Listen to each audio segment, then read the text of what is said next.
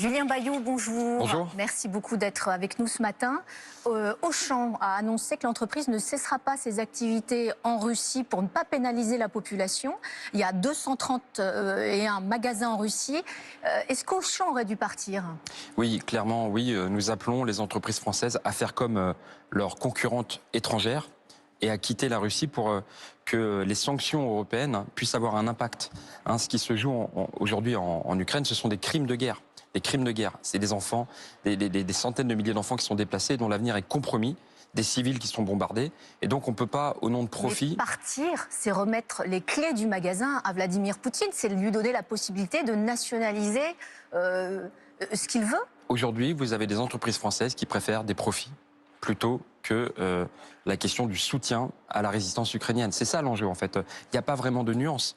Les concurrents de Total sont partis. Donc aujourd'hui, Total, qui a fait 21 milliards de bénéfices, nous dit qu'ils veulent continuer leurs activités en Russie, alors qu'elles détruisent le climat. C'est ça les activités de Total, c'est les hydrocarbures. Mais Total, c'est pas tout à fait Auchan. Auchan, et qu'elle finance l'effort de guerre. Des produits alimentaires, sont des produits de première nécessité. Voilà, et encore une fois, c'est remettre directement les clés du magasin. C'est la famille Mullier, qui pratique aussi une forme d'optimisation fiscale très agressive, qui ne paye pas les impôts qu'elle devrait, pour le dire, en France. Et je trouve que c'est vraiment scandaleux de privilégier des profits, alors que nous avons besoin, pour le soutien à l'Ukraine. Ce qui se joue en Ukraine, c'est vraiment un enjeu majeur du XXIe siècle.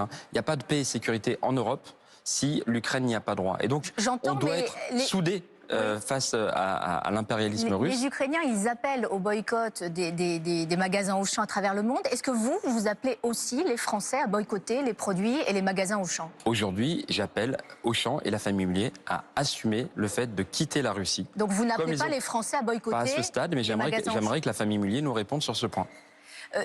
Il y a environ 700 entreprises françaises en Russie. À ce jour, c'est vrai que le gouvernement n'a donné aucune consigne formelle. C'est une faute pour vous? Oui, en fait, il y a un enjeu de cohérence. Les concurrents des entreprises françaises ont quitté la Russie. Pas tous. Il y a beaucoup d'entreprises allemandes qui beaucoup, notamment américaines, par exemple. Et donc, on a un enjeu. La France dit être en première pointe en soutien au président ukrainien, à Zelensky. Zelensky est intervenu devant l'Assemblée nationale en visio pour dire « Nous appelons ces entreprises à quitter la Russie ». Que dit Bruno Le Maire? Voilà. À un moment, ça ne peut pas être le quoi qu'il en coûte, le soutien à toutes les entreprises sans contrepartie, et finalement que, par le maintien de leur activité, elles fragilisent les sanctions économiques de toute l'Europe. Vraiment, cette crise en Ukraine, elle redonne de la profondeur au choix de société qu'on a à faire le 10 avril. On a un gouvernement qui dit vouloir être actif en soutien à l'Ukraine et qui ne dit rien à ces entreprises. Il y a une forme d'incohérence et, à vrai dire, de lâcheté. En accusant Total Énergie de complicité de crimes de guerre en Ukraine, est-ce que Yannick Jadot n'est pas allé trop loin? Est-ce que finalement, c'est pas démagogique et simpliste? Ah non, c'est très simple. Vous avez des crimes de guerre qui commencent à être documentés.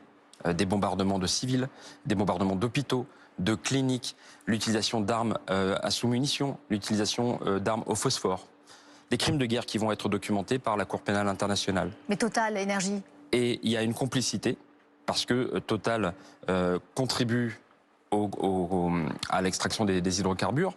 Et finalement, c'est 700 millions de dollars chaque jour que l'Europe verse à la Russie. C'est l'équivalent de son effort de guerre. Et donc, il y a un enjeu de cohérence. Nous le redisons, c'est pas rien ce qui se passe en Ukraine.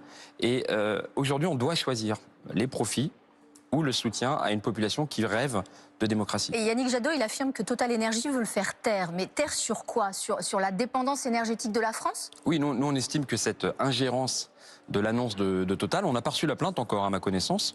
Oui, c'est une ingérence en plein débat présidentiel. C'est une volonté d'intimidation. Mais le faire taire sur quel sujet? Nous ne reculerons pas sur le fait de dénoncer cette complicité. Par ailleurs, Total pose un double problème. Son activité en Russie, mais par ailleurs, ses activités en général, les hydrocarbures, menacent l'humanité tout entière avec le dérèglement climatique. Ce sont aussi ces grandes firmes pétrolières qui, depuis 50 ans, savaient les conséquences de leur action et ont tout fait pour les dissimuler, notamment les majors pétrolières américaines. Et donc, il y a un enjeu de faire cette bifurcation.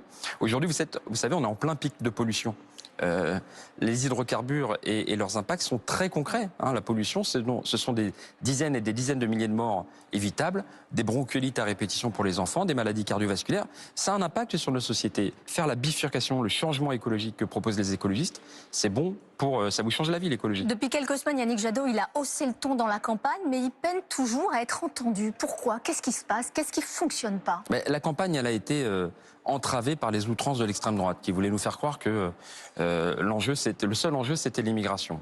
Je crois qu'elle s'est vraiment complètement plantée de sujet. Et toutes ces forces qui nous disaient que la France serait moins forte avec l'Europe, je crois, sont profondément disqualifiées. On a bien vu que les enjeux du XXIe siècle, c'est l'Europe, oui ou non. Nous sommes pour plus d'Europe avec les écologistes et la transition écologique. Comment, avec la véritable transition écologique, on arrive à une vraie indépendance énergétique? Mais il y a une prise de conscience de l'urgence climatique. Mais pourquoi est-ce que ça passe pas le mur du son? Mais parce qu'on y vient. Parce qu'on y vient. Il n'y a pas eu encore assez de débats. Aujourd'hui, la campagne officielle démarre. Les personnes, les Français, les Françaises vont recevoir enfin les professions de foi, pouvoir s'intéresser aux différents projets et mesurer que le vrai vote utile, celui qui prépare l'avenir, celui qui répare le présent, c'est le vote écologiste. Là, l'enjeu, c'est quelle planète, quelle Europe voulons-nous laisser à nos enfants? Et donc c'est ça en fait le vote qui change la vie aujourd'hui, avec un revenu citoyen, personne laissé sur le bord de la route en dessous de 900 €, et puis cet investissement dans la transition écologique pour le porte-monnaie. Aujourd'hui, vous avez des dizaines de milliers de ménages qui sont pris à la gorge par l'augmentation du prix du gaz. Personne ne l'a anticipé, sauf les écologistes. Passons aux travaux pratiques et libérons-nous de ces dépenses imposées.